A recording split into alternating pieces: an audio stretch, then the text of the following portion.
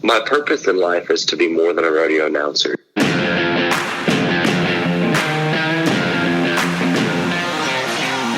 This is Season 5 of The Score, the Team Roping Journal's podcast, where we cover the roping industry from top to bottom. This is where the team roping world talks. We talk through tough subjects, we talk big wins, and we talk real issues affecting the community. I'm your host and editor of the Team Roping Journal, Chelsea Schaefer.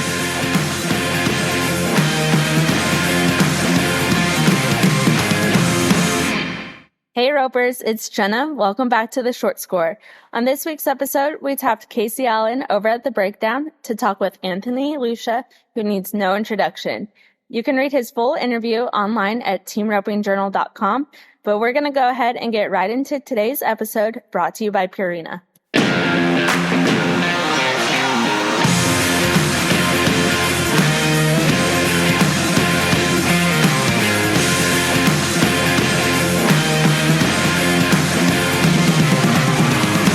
The man, the myth, the legend. What is up? Not too much. How's it going? Pretty good, pretty good. All right, let's get started and talk about how you got into announcing, because I've never heard this story.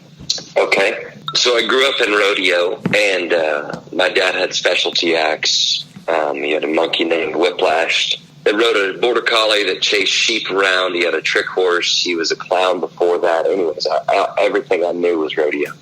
Okay. And growing up, I just always admired rodeo announcers, plain and simple. I just admired what they did, what they could do with an audience.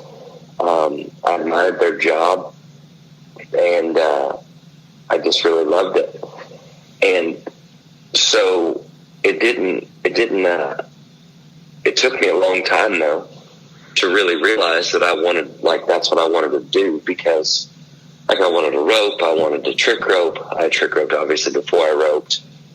I trained some horses, I rode some young horses and started horses and whatever. And then kind of how I started actually doing it was almost by accident, because I was trick roping, and my dad realized that with me trick roping and him doing his acts, that we kind of had our own little show that we could now promote and sell.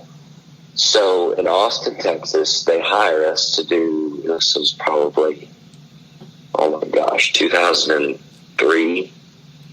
It's a long time ago. Aging yourself. I know, I'm old. They hired us to do a show, 3 shows a day, 15 days. And we had our own arena, we had our own bleachers, little whatever. And I would announce it. Dad said, you're going to introduce yourself, you're going to go out there and you're going to talk to the audience, you're going to trick rope, and then you're going to introduce me, and I'll come out and do my acts, and we're going to have a nice 20, 30-minute show. Okay, so for 5 years we did that. Then we started doing it at some different places other than Austin that was, that would hire us, that saw the show, and whatever. We were, that's just what we did. We made a living. Whatever needed to be done, that's what we did. And I remember, I'll never forget one day in Austin, it was probably the 4th or 5th year we were there. I said, because I was getting where I would could work the crowd a little bit and kind of liked having the microphone. And I go, Dad, do you think that I'd be a good announcer? And he's like, at a rodeo? I said, yeah, a good rodeo announcer. He said, well, he goes, you love talking. None of it makes any sense. So yeah, you would be. And that's that sounds weird, but my dad never gave real encouragement. So in a weird way, that was almost like, that's what you should do, Anthony, from my dad, giving me a specific purpose or a path. Long story short, a couple of years later, I got the opportunity to host these fan zones at what would now be the Cinch playoff events in Puyallup, Washington, Caldwell, Idaho, Omaha, Nebraska, Dallas, Texas. They used to do the Area Pro Rodeo Tour playoffs, the Wrangler Pro Rodeo Tour, whatever. They've had so many different names, but anyways, I would host the fan zones. I would trick up a little bit. I would call in the fans. I would talk about different sponsors and sponsorship activations, and I kind of learned how to talk about sponsors as opposed to just saying, one line. I could incorporate it in like, oh my goodness, you're having so much fun on the Preferred Mighty Bucky machine. Preferred was built for ranchers by ranchers, and it's one of those things. They do more than just create the best livestock handling equipment in the country. They create actually some of the funnest things to do as well. Long story short, I started announcing amateur rodeos in 2009 in Texas. Did that from 2009, 2010, which ironically 2009 was the year that I got approved for my PRCA card as a trick roper. And then 2010 I trick roped at the Fort Worth Stock Show and Rodeo. During the summertime, I announced more amateur rodeos. In 2011, I trick roped at Fort Worth again. The summer of 2011, I announced my very first pro rodeo in Camp, Texas, and trick roped at the NFR and did all that stuff. 2000, I guess it'd been 10, 11, 12, 13. And all the whole while I was still announcing. And I never did either one of them great. I guess I trick roped pretty good where I had some really big rodeos. NFR. It's no big deal. Yeah, I mean, I had some bigger rodeos, and I was unique in the way that I trick roped and how I presented it, and it was faster than anybody had really ever done, and more showy and rock and roll, and it was kind of the precipice of a generation of rodeo where now we expect rock and roll everywhere we go. And then I wanted to announce it, but I never really understood like how to get better at announcing in a sense. Like I never knew that, like, I mean, I would announce team roping jackpots in high school, junior finals and all this and that, but I'd had so much success trick roping where I'm like, I'm the NFR trick roper. I'll be at the NFR announcing.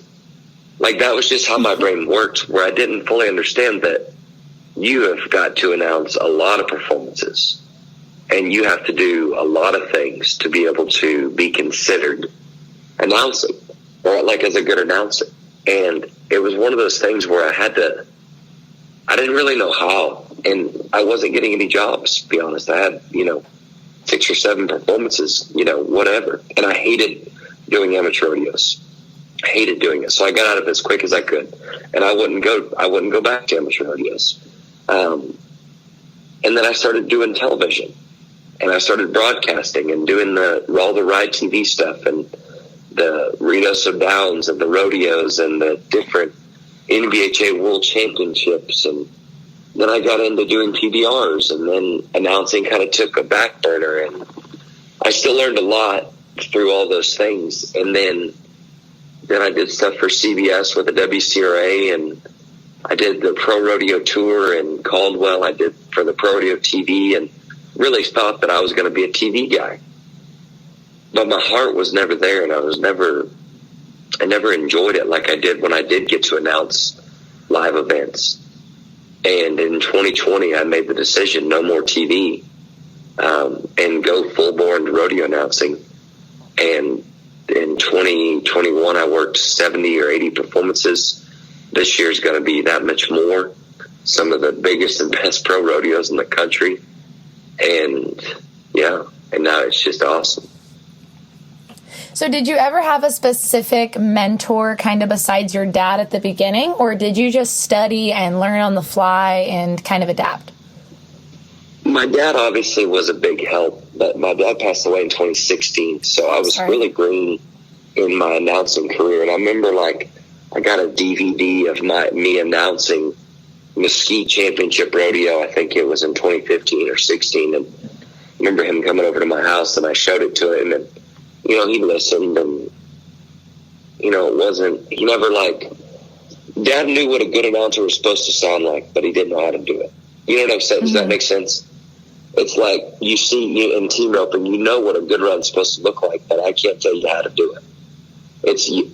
Announcing is trial by fire. Announcing is finding your voice, finding your style, of finding your rhythm, your your cadence and your personality. And it's almost like nobody can find it for you. You have to find it yourself by doing it and seeing what works and what doesn't work. And there are so many announcers that mimic a lot of other rodeo announcers, great rodeo announcers. And I always said, my dad and a guy named Liesl Harris, who was a legend, the very first pro rodeo I ever worked, he called me to his van. That was he always traveled around the country with his son Matt, and he had a van. And generally, if you got called over to the van, you were going to get your butt chewed. He called me over to the van, and I'm just nervous. I didn't really know what I was doing. I wasn't ready. It was 11 years ago, and to be honest, I wasn't ready to announce pro rodeos. But anyways, he calls me over there. I go over there, and Mr. Liesl and Anthony, have a seat. Oh my gosh, here it comes.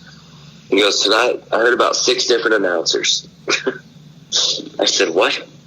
He goes, yeah, I heard a little bit of Bob Tallman. I heard a little bit of Boyd Polhamus, Roger Mooney. Every once in a while, I heard some Randy Corley. He said, and every once in a while, I heard a little bit of Anthony Lucia. He goes, and that's the guy that I like. He goes, because there's no other Anthony Lucia. And I'll never forget that. And it took me a long time to find my voice, my style. I still don't consider myself to sound like a rodeo announcer. I'm an entertainer with a microphone. I'm a rodeo fan with a microphone. And you just kind of, through the years, I've just evolved into who I am, what I do, and how I go about it. Obviously my past as being a contestant and a trick roper gives me an insight that I feel like a lot of announcers don't have. And still being competitive in the team roping world gives me an insight into, understanding what competitors go through day in and out, understanding what it takes to have a good horse, understanding the preparation that goes into a 4 or 5 second run, or in the breakaway, a 2 or 3 second run. That has helped me immensely, and I feel like gives me an edge on my competition in the announcing world, because I'm still relevant, and with my team roping and the things that I do. And I think that has helped me so much to be able to see it from their perspective, see it from a specialty act perspective. And then the fact that I'm a complete rodeo geek and fan just puts a cherry on the top.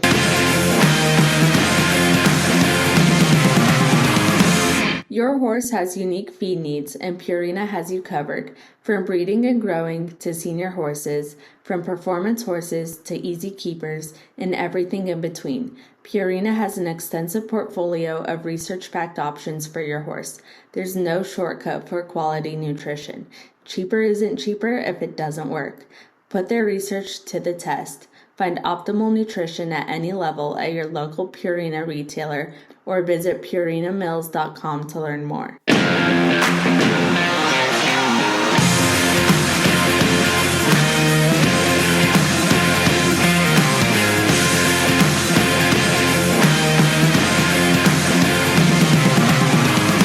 My purpose in life is to be more than a rodeo announcer. It's to make a difference, and this sounds a bit probably hokey, but it's to make a difference in people's lives. Like when people come to a rodeo, when they spend their hard-earned money to bring their family to come to a rodeo, when there's some people that have to save up over months to be able to come to the rodeo and have the experience, and that's their 2 or 3 hours of entertainment and fun.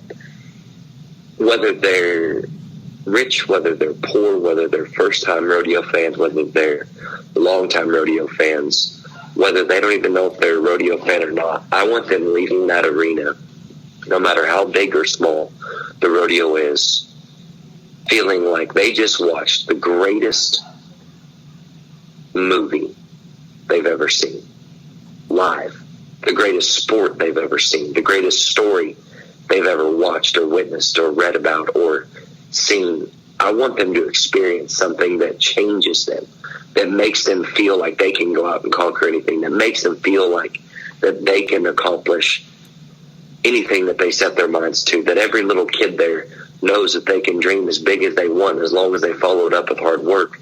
anything is possible. Like, I sincerely want to make people feel every emotion that they can. And when they leave there, they feel full and they feel excited about life and they feel like they got a great show. And I feel like I want to leave rodeo better than I found it. And I want to grow our fandom, our audiences. I want to grow the people that hear my voice, that are invested, feel like they're a part of the rodeo, and that know the competitors and are now fans of, Casey Allen or whoever it may be, Jackie Crawford or Tim Kent or Tilden Hooper or Caleb Driggers or Derek Carey. Like, it doesn't matter whether you're a world champion, whether you're a circuit competitor. Like, I sincerely want people to be fans of those competitors and of the cowboys and cowgirls, because if they're fans of them, then they're fans of rodeo. If they're fans of rodeo, they're buying more tickets. They're buying more tickets. They're giving us all a place to live out our dreams and accomplish our goals. And that's why I work as hard as I do, and that's my goal.